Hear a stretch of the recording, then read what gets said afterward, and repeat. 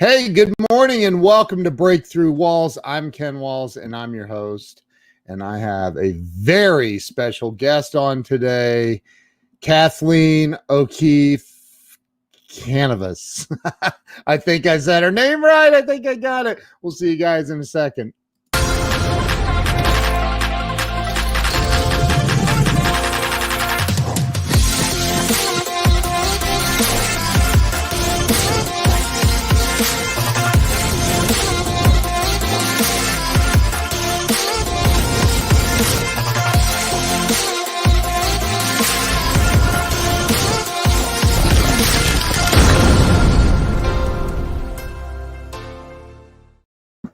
And we are back and ready to rock and roll. Let me bring Kat on. Kat, welcome to the show. Thank you. It's so good to be here again. Did I get your name right? Yes, yeah, you did. It's cannabis, like cannabis that you smoke, but with a V. Right. Cannabis. Yes. So Kat, you hopped on a live stream with me the other night to talk about our new book that we're both in, Crappy to Happy. There it is. One of these days, I'm sure I will receive a copy of that as well. Yeah, look, yes. You've got them everywhere. My goodness. So we talked a little bit about that, and I want to we'll talk about that a little bit more as well. But I want to. So Breakthrough Walls is a show that I started about 2.5 years ago. I've interviewed over 300 celebrities and entrepreneurs, and it's really about your life story and how you've overcome some of the hardships and busted through the walls that are holding you back in life and all that. And I know you have an amazing story. So why don't we start your story with where you were born and raised? I was actually born in Frankfurt, Germany. My dad was in the military at that time. And then he went into special forces. They started grooming him right away for intelligence and special forces. So we stayed there. He never came back. Germany. In Germany, we used to go to Italy for the summer. So I was all over Europe. I was in Greece every Easter. I was in Italy in the summers. I was in Switzerland skiing in the winter. My dad was a ski instructor for special forces. He would jump out of the airplane with his skis on. Oh, wow. So I used to have to keep up with him, and we went on some pretty hairy ski excursions. I remember one time I went up on the ski lift with him. It was so cold. It was probably like minus 25. And my ski suit froze to the T-bar, and he had to kind of rip me off of it. So I did a lot of skiing growing up.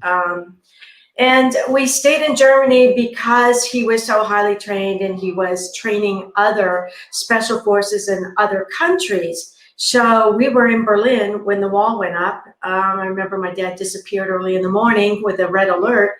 We didn't see him for almost a week, and he was actually over in East Berlin counting Russian tanks. And then he and his partner, his team buddy, would go into the local bar for the evening and use the phone to call the information back to the United States. He was a character. He was really a character. He wasn't really afraid of anything. I mean, to be in the special forces, you would have to have no fear or very limited amounts of it. So you grew up. How long did you live in Germany then? I lived in Germany until I came back to the United States to go to college. I came back without my parents because they didn't bring my dad back yet. And so I went through real culture shock. I thought they were going to send my dad to Fort Campbell, Kentucky. So I was accepted at the Murray State University, which I loved. I loved Murray State in Kentucky. I love big universities. I love lots of people. I'm not afraid of people. So I joined I realized right away I was a babe in the woods. So I joined a sorority. My sorority sisters took care of me, and they took me out to dinner one night. And I had no idea that Murray was a dry county. And I'd never heard of that. I grew up drinking wine with every meal, and, alcoholism it wasn't even discussed. No, when you're taught, I think, early how to respect alcohol, you would never disrespect it. So I went to the restaurant, and I told them I'd like a glass of red wine with my meal. And they said, we're a dry county. And I said, well, I'm sorry, I hope you get rain soon, but I'd like a glass of wine. And they said, well, you have to go to Paris to get wine.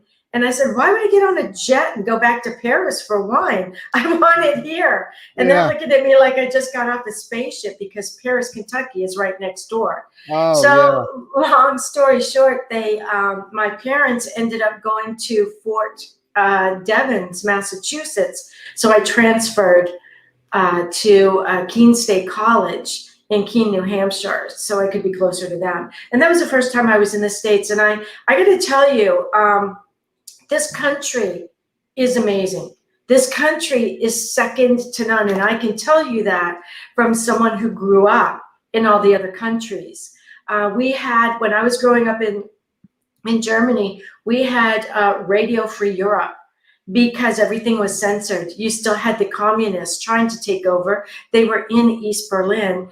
And I know for a fact that on the debates the other night, the Chinese government censored the debate. And it shows you that that communism is not that far away. We have to be really vigilant. Wow. So let me ask you this. Do you speak German? I do. Do you? Ich spreche gern Deutsch. Ja, doch. Oh, wow. So, but you have so you grew up in Germany. Were you speaking English the whole time, I guess, then? Well, my governess was German. She was actually a survivor of Auschwitz. And so she had the tattoo in her arm. She was the only one out of her family that survived it. So I spoke German during the day, and I spoke English with my parents, but my dad is fluent in multiple languages: German, Polish, Italian, and English. Wow. So I grew up multilingual. I mean, I can go to Italy, I can get around. I can't hold a political conversation, but I can do that pretty much in German. And I did it once in high school. Our poli-sci teacher invited some communist students in to talk about the positive aspects of socialism. And they were up at the front of the classroom talking about it. And I asked him a question. I said, if you were in school right now and you had to take your A that you earned, and you had to give points to the other students in your classroom so that you would only have a C, because that's socialism, everything's even, would you do that? And he said, I don't really understand the question because my English isn't that good. So I said, dann sage ich dir auf Deutsch. And I told him the question again in German, and they left. They left? Yeah, they left. They said that they were done, and they left. All you have to do is challenge them. Wow. So, my gosh, you've seen it then. You've seen it all. Yes. Yeah. Wow. I remember when I was in Berlin, and when they put up the Berlin Wall to keep the educated people in there, the working class in there, so that they couldn't leave. And what happened was they took the elderly, the grandparents, the retired age people, and they sent them out because they were a drain on their country. And whereas here in the United States, we cherish our wisdom group. That's what I call them. Our elderly are our wisdom group. And I remember when that big group of grandparents came across into West Berlin, the families just ran out and grabbed them and hugged them and took them home. And if they were grandparents that didn't have a family, suddenly they had one. Wow. I saw it all. I remember throwing food over the wall in Berlin to the East Germans because they were starving. Oh my God. So what you're saying then is socialism is not a good thing. I never saw any good in it. No, it's not. It's a great utopia dream, but the truth of the matter is, what happens is the first thing they do when a country falls and the communists take over, and you can look at Cuba to see this, first thing they do is kill anybody who's intelligent enough to know how to work against them, which is your doctors, your lawyers, your professionals. And then they take people who are uneducated, put them in those positions, and tell them, now, if you want to keep those positions and that little bit of money, you work with us. And then you've got a very small percentage of extremely wealthy, and they hold everybody else down. Wow. So I don't even know where to go from there. Like, that's unbelievable. That like you've lived through all of that. You saw it. So you came to the US, you tried is it Murray State? Is that what it's Murray State in Kentucky? Yeah, Murray State University in Kentucky, and I loved it. I loved being in a classroom full of 350 people, because you start learning from the other students in the room. You've got people who are brilliant in that room, and you're really going to learn so much. There's so much intelligence in that room. And when I went to Keene, they were very small classes, and I like the very small classes, but you don't have the degree of brilliance in a college that you have at a university. You do get the one-on-one, and that's nice. And my classes I graduated from Munich American International High School. We had dorms. We had, all the princes from all over Europe went to school there. So, I was used to large classrooms, and I was used to learning a lot from everybody else in the room. And I liked that. Wow. So, but when you moved to you said Massachusetts, you could get wine. I could. No more dry counties. I know. I remember staying in Kentucky one night and in a dry county. I'm like, what? Dry county? That back when I drank, I was like, and I made the drive to go get some booze, but yeah, it's nuts. But so let's talk about what it was like for you. You mentioned the lady that had the tattoo. What'd you call her? A governor? She was, she wasn't really a nanny. She was more a governess, because I was already going to elementary school then. And I think I said that she perished in she was in Auschwitz. She was in Auschwitz for a while, and then they transferred her to Dachau, and her family perished in Auschwitz. And I went and visited Dachau when I was in high school, because I wanted to see where she had been. And that's actually, I wrote about it in my book, Surviving Cancerland. It was like trying to walk through Jello. When you walked in there, there's so much emotion still hanging in the air. I'm sure. Like, oh my God. So you called her a governess? What is that? Well, when in Berlin, see, we were what they considered elite military. And so when we moved into our apartment, we were given an apartment downstairs in the basement, which were the governesses or the maids' quarters. You could have a governess or you could have a maid. And then there were more up in the attic. So you were given one, and they were given room for free to the military families. Wow. And they had to go through quite a few background searches before they were given to a family. And so I had my governess talk to Martha for all of my elementary school, and then my father was sent to Vietnam. And when he went to Vietnam, I was in Fort Campbell, Kentucky. I was in Fayetteville, Kentucky for about 8 months because he did not take a leave there. Usually you get R&R, a month off, and so then you stay a whole year. But if you don't, you're given a shorter sentence, as it were. So that was, a little shocking when I was there. But again, I was on a military base, so I wasn't in civilian life, as it were. And then we went to Bad Tolz, and we stayed in Bad Tolz until we came back to the States. I lived in Bad Tolz, which is the big Special Forces stronghold over there. So you didn't even come to the States until you were what, 18, 19 years old? Well, I graduated from high school early, and that's a whole nother story. They accidentally put me in the wrong grade because I went to 5 different first grades. I have 5 report cards for 5 different first grades. So the last first grade I went to, in Special Forces, families move as units because the men are in a unit.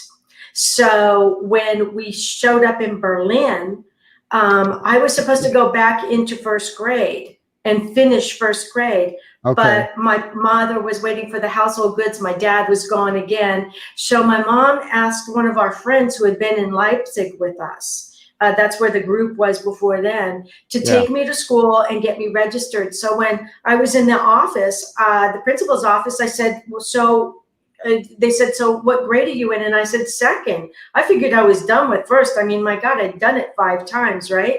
So they put me in second grade, and it wasn't until the principal called in my parents, because I was talking to myself all the time. I was like, oh my God, what is that? I don't know how to do that.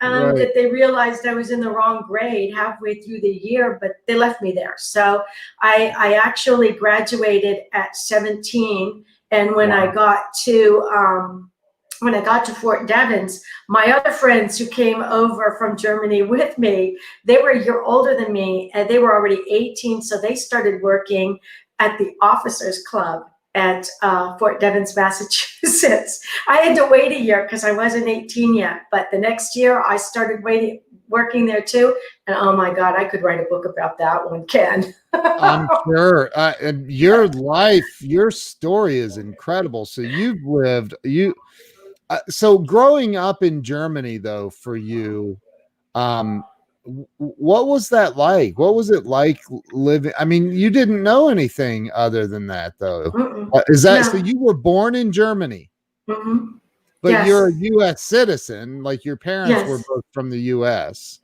Right, but I was born in Germany. I was born in Frankfurt. I had a dual citizenship, and I was German and I was American.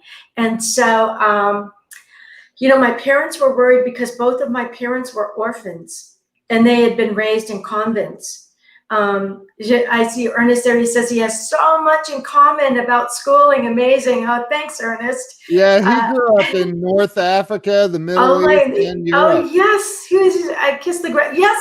You know what? I thought I was the only one that ever said that. When I would land back in the United States, I would almost drop down on both knees and kiss the ground of the United States. Ernest knows what I'm talking about. You have to live it to understand it. But what was I saying? I got distracted to Ernest because it's like I know. I was born in Germany. Yes, I had the dual citizenship, and many of us did. Some had French citizenship and American citizenship, and so my parents were worried that if they got killed, if they because my dad was Special Forces, if they were killed, the Germans would snatch me up because I looked like a German and I spoke German.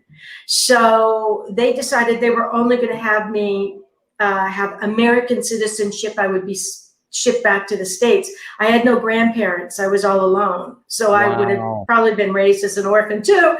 But I remember my mom was really nervous when I was going in for my citizenship, and I had to know the Pledge of Allegiance. This was before I think I was like in first grade, one of the first grades.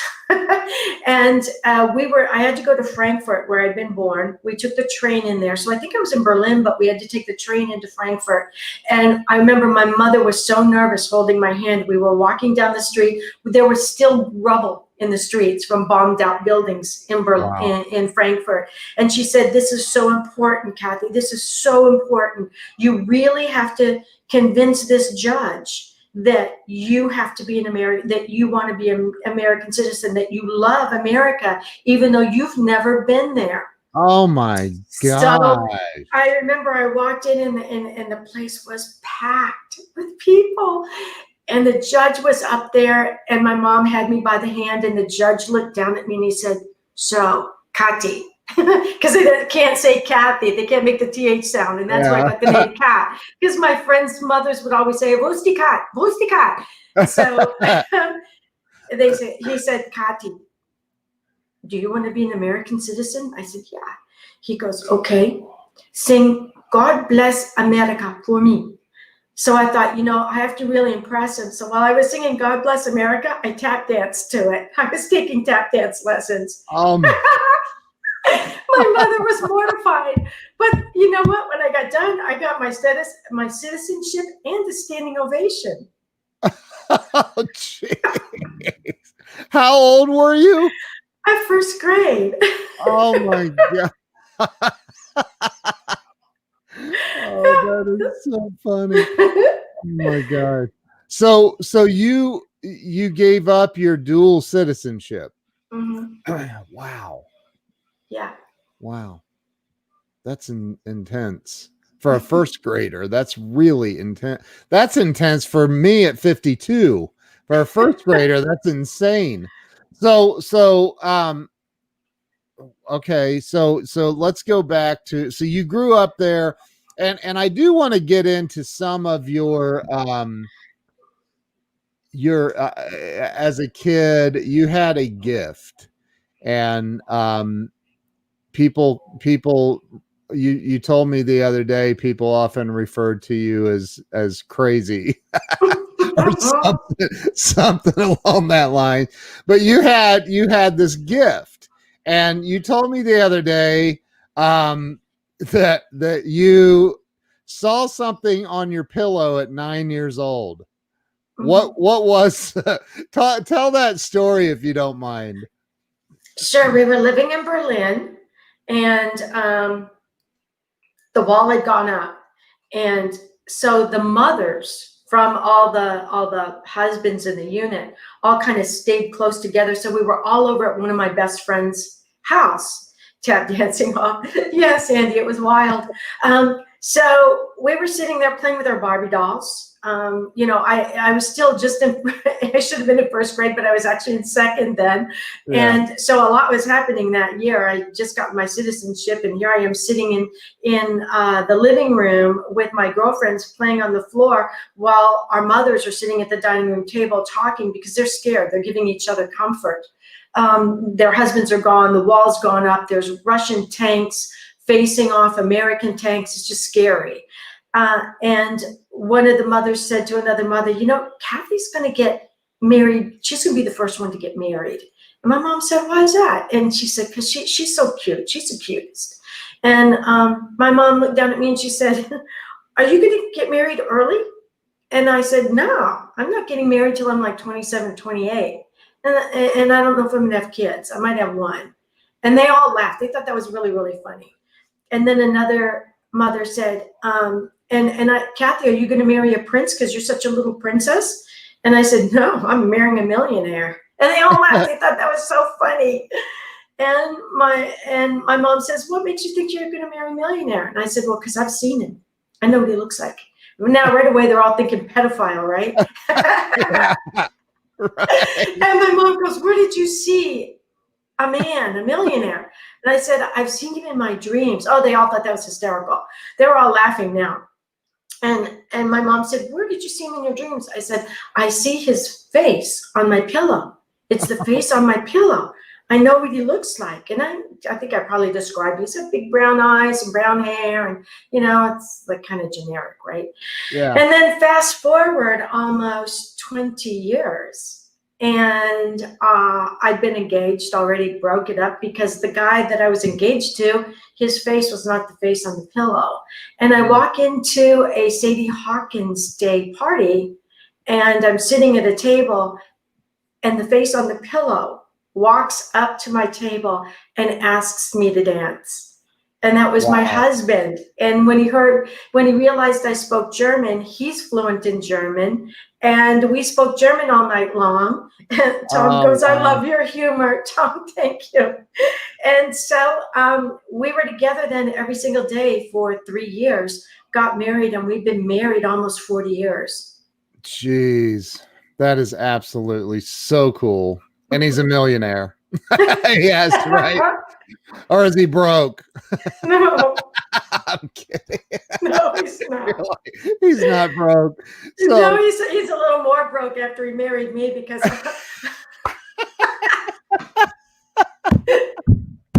yeah, what can I say? Oh my God. I like those Chanel shoes. What can I say? I was never into the hippie garb. No, it was all over Europe. I was like, no. I want stuff straight out of Paris. That is so funny. My gosh. Oh, he's closing all of his credit card accounts as we speak.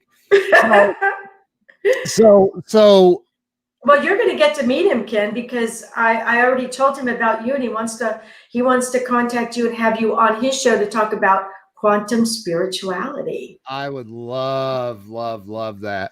So okay, I want to talk about you mentioned, what was it the other night? I was just getting ready to ask you something. I don't remember. I don't remember. Your story is absolutely mind-blowing.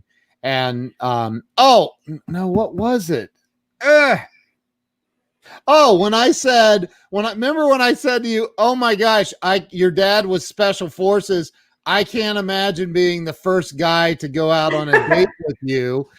Tell that story. That is ridiculous. If you were my daughter, we would have had serious words afterwards, but tell that story. I love the story. So the first guy to take you out on a date.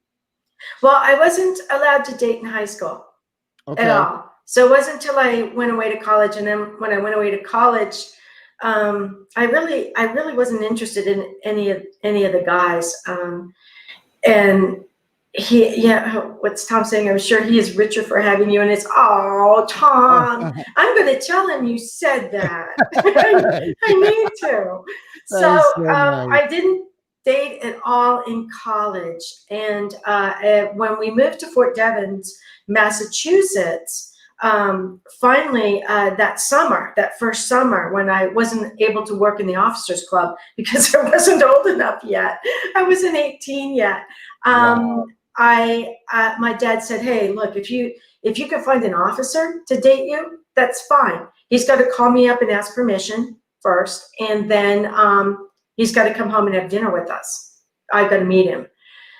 I'm like, okay, I can do this. And through my girlfriends, I met his commanding officer. So his commanding officer called my dad.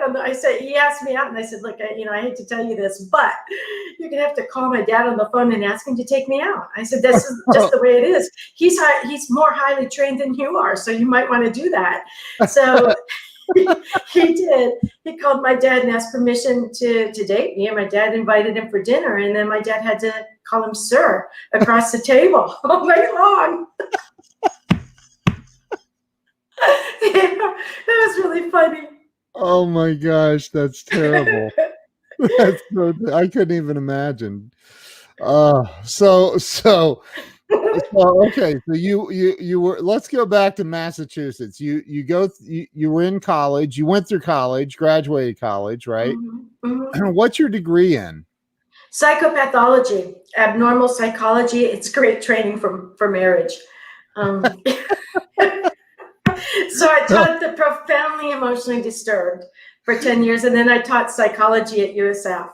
Wow. So what, but all along the path, you knew you had this gift. Mhm. And the gift that you have is, talk about it. You're like, which one? Is the gift is actually a gift that I think was genetically handed to me from my grandparents. My mother may have had it as well, but she was raised in a convent with nuns, and I think they pretty much beat it out of her. Wow. And she used to tell me, you don't tell anyone that you can speak to the dead, that you can see people that are dead, that you have dreams about the dead. You don't tell anyone ever. Okay? So I said, okay. She said, you put all of that away, because in Berlin, in the book that I wrote, Surviving Cancerland, I talk about how haunted Berlin is. And the brand new building that we lived in, that building that had the maids' quarters, it was gorgeous. It was a beautiful brand new building. They had to throw those buildings up very quickly, and they used everything available to them, including the rubble. And there were bodies, I believe, in that rubble. So every night at midnight, almost every night, I would hear German soldiers' boots marching down the hallway past my bedroom, and there was one officer that would stop at my bedroom door, and he was smoking a cigarette looking at me because he knew I could see him. And I would be so scared that I would just be under the covers shaking and sweating, and it was freezing. It's freezing in Berlin. It's practically in Scandinavia. It's so cold up there. And I would run. As soon as he moved away from my bedroom and through the wall with the other soldiers, I would run and climb in bed with my mom. And she would ask me, did you wet the bed? Because I'd be soaking wet. I was so frightened. As soon as we left Berlin, that stopped. So I wrote about that in the book, Surviving Cancerland, and all the other strange, ghostly things that happened in Berlin. So when my mother had always told me, you don't tell anybody any of this, ever, ever. So I didn't. I locked it away in a closet. They might think you're crazy. They might think I was crazy. I locked it away. My dad would just kind of stand there and look at me like, my daughter speaks to the dead. We're not telling anybody. And he was probably thinking, I wonder if it's any of the people I knew. So I, went back. I came to the States. I got married and everything. And I took that gift and I put it in a closet and I locked it. I never talked about it. I kept it quiet. It was a secret. I kept that secret. And then fast forward to about a few years after I was married, I had gone in for my yearly mammogram, blood test, physical, the whole works. And I got paperwork that said I was healthy and to go home. So I went home, and that night, basically my spirit guides and guardian angels that I had locked in that closet blew the doors right off that closet. And they came into my dream, and it was really interesting how it happened, Ken. I was just dreaming my regular dream because I am a lucid dreamer. Yeah. And all of a sudden my dream froze.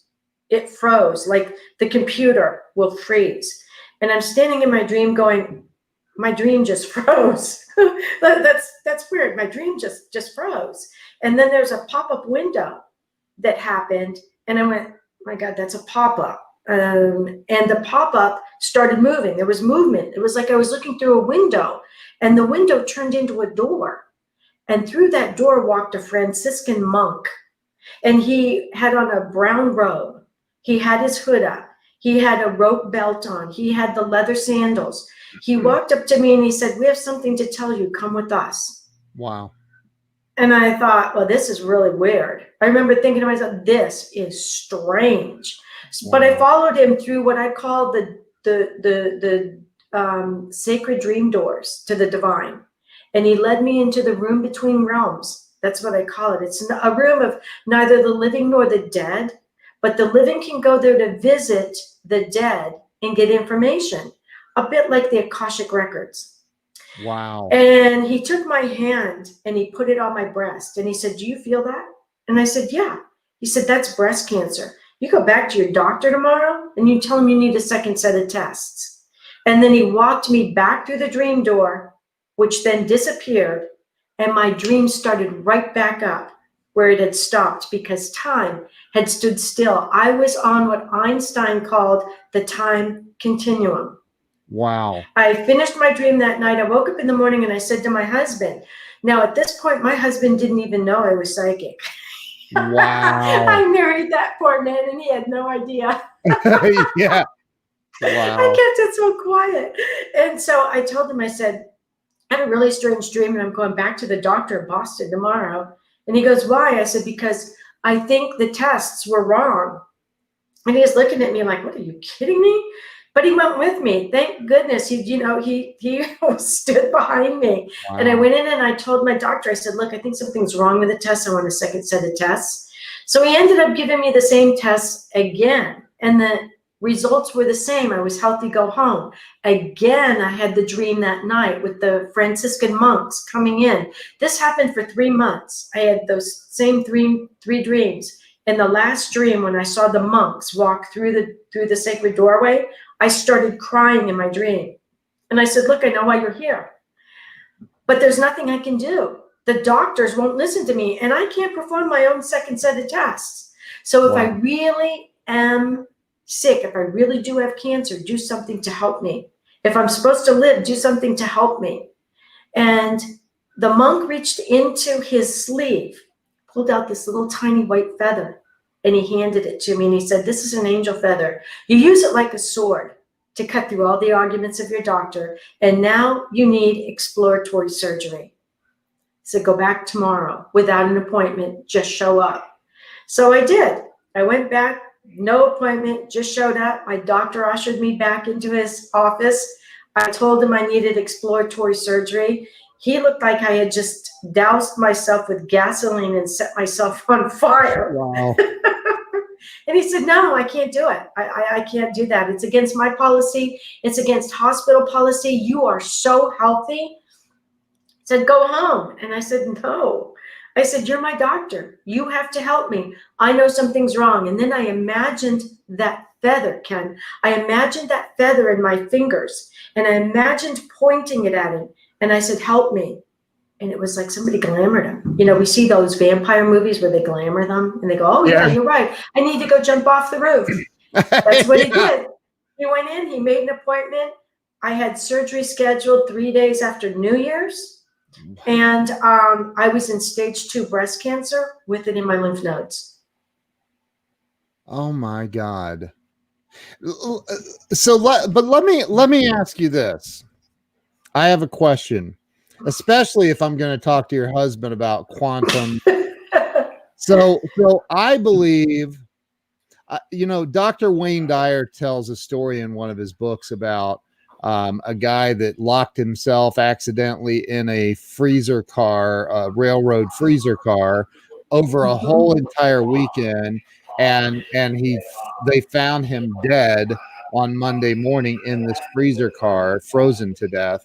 But then after they investigated, they found that the car was literally like 60 degrees. It had been in for maintenance. It wasn't frozen at all. He just believed it so strongly that he actually froze to death in a 60 degrees. That's not cold. I mean, it's chilly, but it's not going to kill you, right? So what about that side of it? What about the body follows what the mind believes? Is there any? What about people that say, well, you convinced yourself you had cancer, so you developed it? That's a good question. That's an excellent question. I had another dream after that. And in the dream, it's while I was going through treatment, I walked into a doctor's office. And I'm sitting down and I'm noticing a lot of people in the office who have been in my dreams also. It's like a lot of my selves were in there. Wow. And the door opens, a doctor walks out. She walks up to me, gives me her hand to shake it, says, hi, I'm Dr. Jules. I'm your physician within. And all of a sudden, 3 crabs come out of nowhere and they're scurrying across the floor to a door that leads to the basement. And she yells at me, catch them. And I give chase, and I chase these crabs down a flight of stairs into the dark basement. And I'm thinking, if they get loose in the basement and I don't find them, they're going to be able to grow and just grow through my whole basement. And I screamed, stop. And they stopped. And I reached down, and there was a plastic container in my hands with water. And I scooped them up in the water, and the crabs pulled their legs and their claws in and turned into 3 beautiful pearls. And when I woke up in the morning, I thought, 3 pearls, 3 crabs. There was cancer in one breast with a lymph node. Where's the 3rd crab? 5 years later, the dream came to fruition. I had my 3rd cancer removed at that time. It's been almost 20 years and it hasn't come back. So that's a precognitive dream. I didn't create the cancer. I had the precognitive dream. And in the other book that I wrote with Dr. Larry Burke, who's chief of radiology at Duke University Medical, he contacted me to be one of his test subjects because he was doing research on dreams that diagnosed breast cancer. And he was looking for a 20th woman to be in his test group for Duke University. And he had heard about my story and he'd read my book, Surviving Cancerland. And so I said, yeah, sure, I'd love to do that. And so when the testing was done, there were 20 women who had had dreams about their breast cancer that then went to the doctors and had pathology reports confirm the dreams. And so when the testing was all done, and he had written all of his research up and it was published in the journals, medical journals, I said, so, Larry, what are you going to do with all this information? And he said, well, it's published, it's done. I said, why don't we write a book together? So long story short, we wrote Dreams That Can Save Your Life. It's got 30 stories in there of people whose dreams diagnosed their illness, but there's a section in the book that just blows everything else away. It's called Dreaming for Others. And with Dreaming for Others, people like daughters dreamed their mother's cancers, and mothers dreamed their daughters' cancers. And complete strangers called up somebody and said, I met your daughter from the other side that had died. And she told me to call you and tell you you're going to have a heart attack. And when you start to feel the heart attack, immediately dial 911 and they'll be able to keep you alive. That's in the book. All of these dreams were validated with pathology reports. And when I was on the Dr. Oz show, he had all my reports in his hand. He had called every single one of my doctors. Wow. So people can dream for other people. So that means that they're not, the information isn't in their mind, although that can happen. Yeah. We have id, ego, super ego, and all kinds of other things in our head. Yeah. And when our body is off, our brain, our computer picks it up first and can speak to us in our dreams. But that doesn't explain how other people can dream for other people. And I've done that for other people. I've dreamed for other people. Wow. That is so powerful. And that's because I believe we're connected by universal oneness and what I called, quantum entanglement. Yeah. We are all connected. Yep. We're all connected. I agree. Totally agree. So with the, but you do believe that you do believe in what I was talking about as well. Yes, I do. And I kind of touched on that. I believe that our brain, our dreams are housed in our brain. They're not in our soul, they're in our brain. Yeah. Our brain is in a sleeping state and it's extremely active at that time. Yeah. And so when our brain knows that something is wrong, it will speak to us through our dreams. And that's why I tell people it's so important to keep a dream journal, because your brain, we only use 10% of our brain when we're awake. Yeah. That other 90% cuts loose when we're dreaming. So imagine if you were able to use that other 90% in your dreams to speak to you. If you write your dreams down and learn that dream language that your brain is teaching you using signs, symbols, and synchronicities that you then see in the waking world, you're going to be above everybody else because you're going to have an edge. And let me tell you a little bit about that edge. Psychics all find each other. We just do. we find each other. If we've got gifts, we find each other. I know some of the people listening to the show are, and they, kind of piped in. Yeah. And there was the first big crash that we had not that long ago. Ernest says, yes, we're all connected. Just listening to your story. When there was the first big crash, and people went from being multimillionaires to paupers overnight. Yeah. Not just myself, but many other psychics had dreams about it. Just like with 9/11. I had dreams about 9/11 4 days before it happened, and it's in my book as well. I dreamed that crash was going to happen. And so when I woke up, I told my husband, and he said, I had the same dream too. We pulled all our money and we were okay. People who didn't believe in their dreams probably got that same information because, like I said, we're connected by universal oneness and quantum entanglement.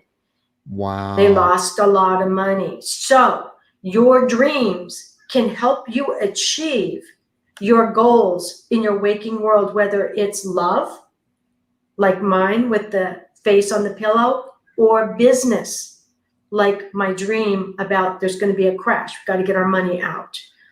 Wow. So, and Ina, I think it's Ina, right? Is that how, right? Ina, great idea to keep a dream journal. And we touched on that a little bit the other night, but I asked you before, do you think that this gift, this reading into your dreams, do you think that it's a gift that's available to anyone? I do. I really do. Because my degree is in psychopathology and I studied a lot of psychology. I realized that we are made of id, ego, and super ego. And those parts of ourselves speak to us in the dream world as well. So by keeping a dream journal, we learn our own dream language.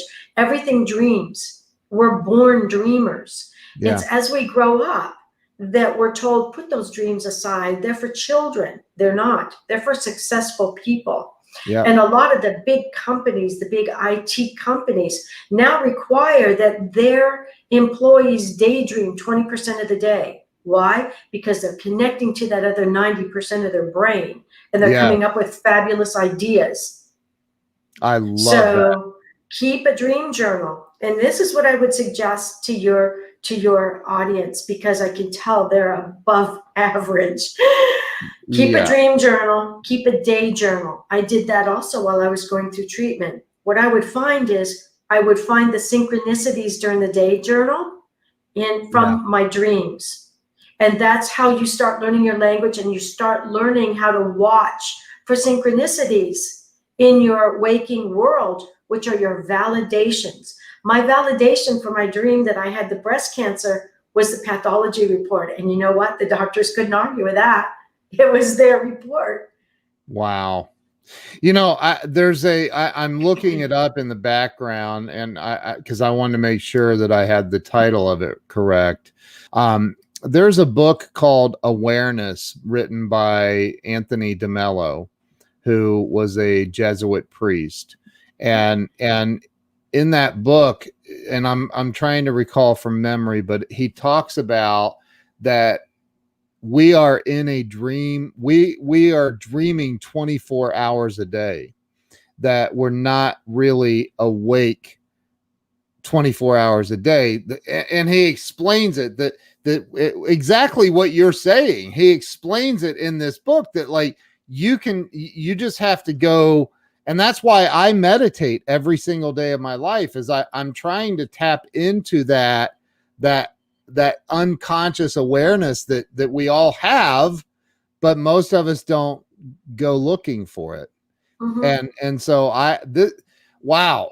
So look, Cynthia says, wow, this is a thing. When I was in second grade in California, I used to dream that my mother died. In the back of my mind, I always knew it was my job to take care of her and my brother and sisters. Wow. Wow. And Tom Ginn says, I agree with all you are teaching. Oh, thank you, Tom. Wow. So, my gosh, I could talk to you literally all day about this. I love this topic. I love it. What about, and I'm going to ask you a question completely off the rails here. Okay. I'm ready. You ready? Yeah. You ready? All Cynthia said her mother died her junior year. Wow. Oh, that's painful. Yeah. It's hard to lose our mother at any time, but when we're in our junior year of high school and we're getting ready to become a senior, which is really difficult enough, to go through that year grieving, I can't even imagine. You've got to be a very strong woman. Well, she's tying it back to she was dreaming about it before it happened. In second grade. And sometimes that happens because our inner selves and our spirit guides and guardian angels, we're all born with one. They take their job of keeping us safe very seriously. And they may have felt that they needed to give you forewarning very far in advance so that you could adjust to the fact that this was going to happen. It needed to happen for something. Wow. So what are you going to hit me with, Ken? What about, okay, I'm going to hit you with it. This is where we either lose most of our audience or we gain a bunch. I'm kidding. What about God? What about the existence of God, of the creator of all of this, right? I mean, where does God fit into all of this for you in your mind? Oh, God is such an important part of my life because nothing happens without his permission. The rule of permission in the waking world, the sleeping world, the psychic world is so important. Your spirit guides can't help you unless you ask them. You cannot speak to a deceased loved one without permission. They can't come back. They cannot bug you. And what a lot of people, Toklu, oh, Ernest, I love that name. And Ernest is talking about his guardian angel. We all have guardian angels, and sometimes they share their names with us, sometimes they don't. A guardian angel can also be a pet. Our pets come back to us during our times of need. And so, without permission from God, nobody can bother you.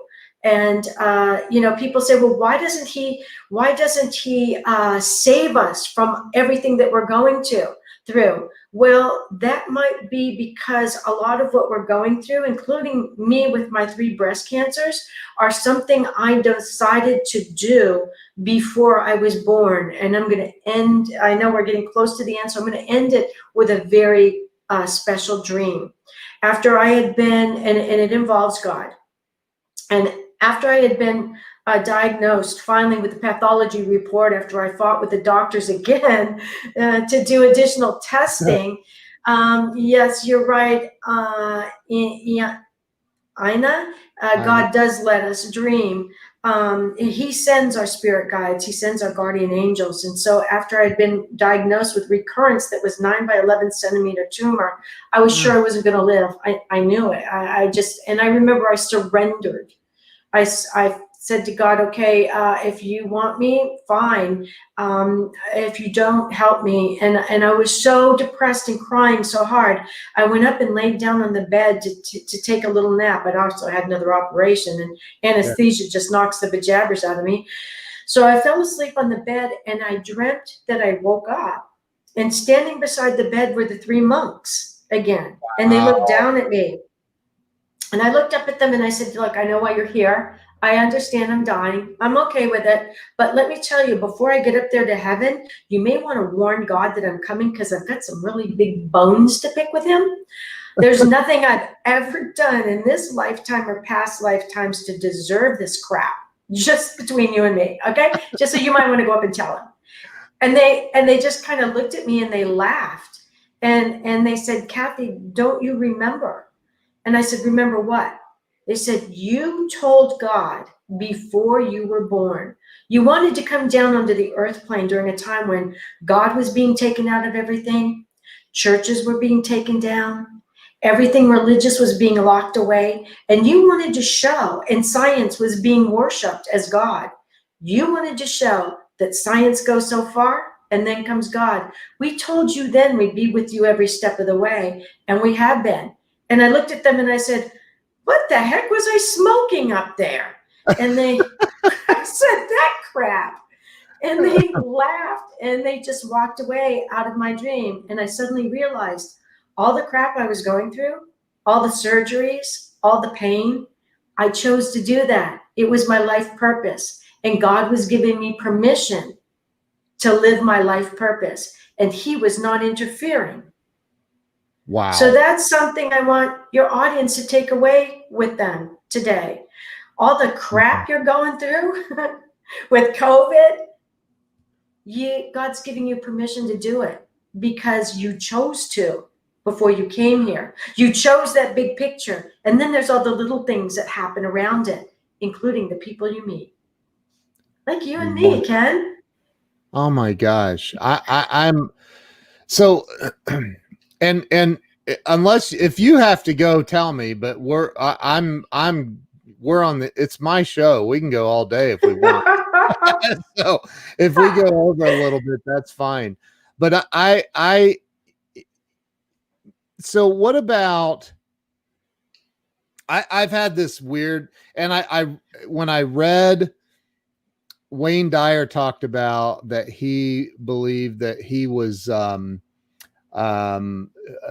was it, the Saint Francis of Assisi at some point, and like, and I ever since I read that, I'm like, man, I feel, because the prayer of Saint Francis is so, I love the prayer of Saint Francis, you know, God make me an instrument of thy peace, and everything else. And so what about people that think that, and I'm one of those people, I used to be, that psychics, that's witchcraft, that's terrible, that's anti-Christian stuff. And what about that? I mean, I believe you, trust me, I believe you, but what about the people that don't? What about those that are maybe stuck in some sort of dogmatic religious teaching that they can't get past?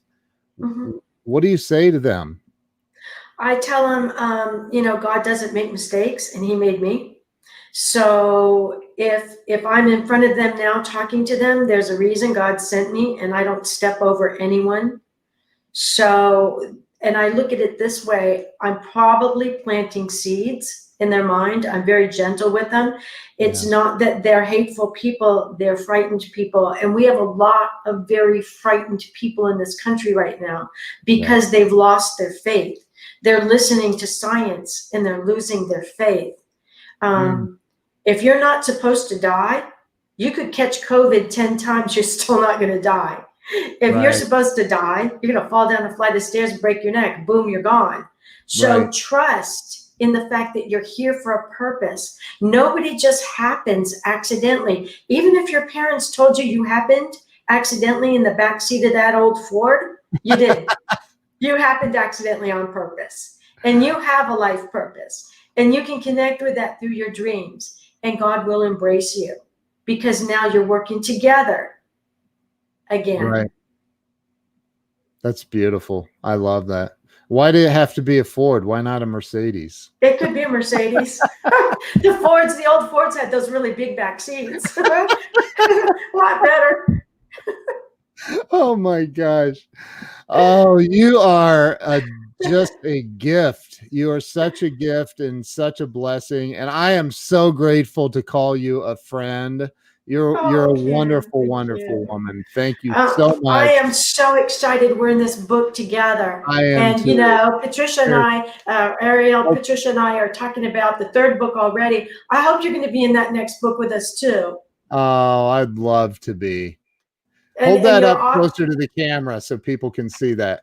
Crappy to Happy, True Stories of Grit, Grace, and Love with Mm-hmm, Reverend Ariel Patricia, Kathleen, Bernie mm-hmm. Siegel. We didn't even talk about him. He's Oh, he's a amazing. hoot. Oh, he is. Reverend Temple Hayes, she's amazing. And who's that? Ken Walls guy is on there. Wow. I So don't know. Who is he? I've been trying to find him, but everybody should go get Crappy to Happy. In fact, I put it in my Amazon store, so you can go to kenwalls.shop and pick it up. And then I honestly think that how many books do you have out? I have my Surviving Cancerland is out. And that's also on Audible. Audible came out on that book because it was doing so well, and it won 3 book awards. And then I did the book with Dr. Larry Burke, Dreams That Can Save Your Life. Wow. And so we were on Dr. Oz and the Doctors show with that book. So Wow. I'm hoping to get, the stories in this book are so good. I'm going to see if I can get us on something big with this book too. That's awesome. That's so awesome. You're amazing. I am so grateful to call you a friend. Oh, And thank you, Ken. I am. I'm so grateful that you spent the time with us this morning. And I can't wait to get to know you and your husband better. Like, you guys are, if he's even half as cool as you are, I'm going to love He him. is. He is. You'll love him. He's wild. He said he is. That's Yeah. so awesome. Any last and I want to make this the last thing that we talk about real fast. Mm-hmm. I always ask this question, and that is, and let me tell you, the number one answer to this question is fear. It's the number one answer. So you have to do better than that. What holds people back in life from experiencing true success and happiness? Well, fear is one of them. Another one is the voices in their head from the past. You're not good enough. You're not smart enough.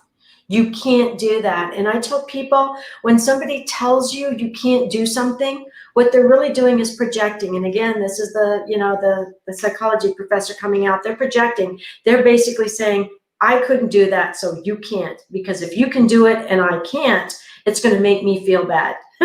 So just look at them and say, I hear you. I always believe that no to me, when the doctors would say, no, you can't do that, I would start again at the next level up. And I beg you all to do the same thing. You can go to my website, KathleenO'Keefe-Kanavos.com, or The Queen of Dreams, and send me messages about how people are telling you you can't do anything. And I'll tell you 100 times, yes, you can. Mind over matter. If you don't mind it, it doesn't matter. If you don't think about the negativity, it won't happen. Wow. I'm typing this in, thequeenofdreams.com. Mm-hmm. Yes. That's so amazing. Let's put that up on the screen so we have. And you also have a free gift on that website for you too. Up there in the right-hand corner where you see all of my social media pages and everything, there's a free gift for you. Click on it and it's the video 101 dream course that I did. I'm giving the 101 away because I'm getting ready to do 102. Wow. So thequeenofdreams.com. Mm-hmm. Yeah. Kathleen O'Keefe-Kanavos. I said it. I know I got it right. You're awesome. I'm thank you for being on here today. Thank you. Thank you for having me. Call me back anytime. I would love to do that. So don't hang up on me. I'm going to end the live stream. Everybody go follow Kathleen, go order the book. Crappy to Happy, go pick it up today. Looks like a couple of people have already. So thank you so much for being on. You're amazing. And we will see you all later. Thank you, Kathleen. Thank you. All right. Bye, Bye-bye. everybody.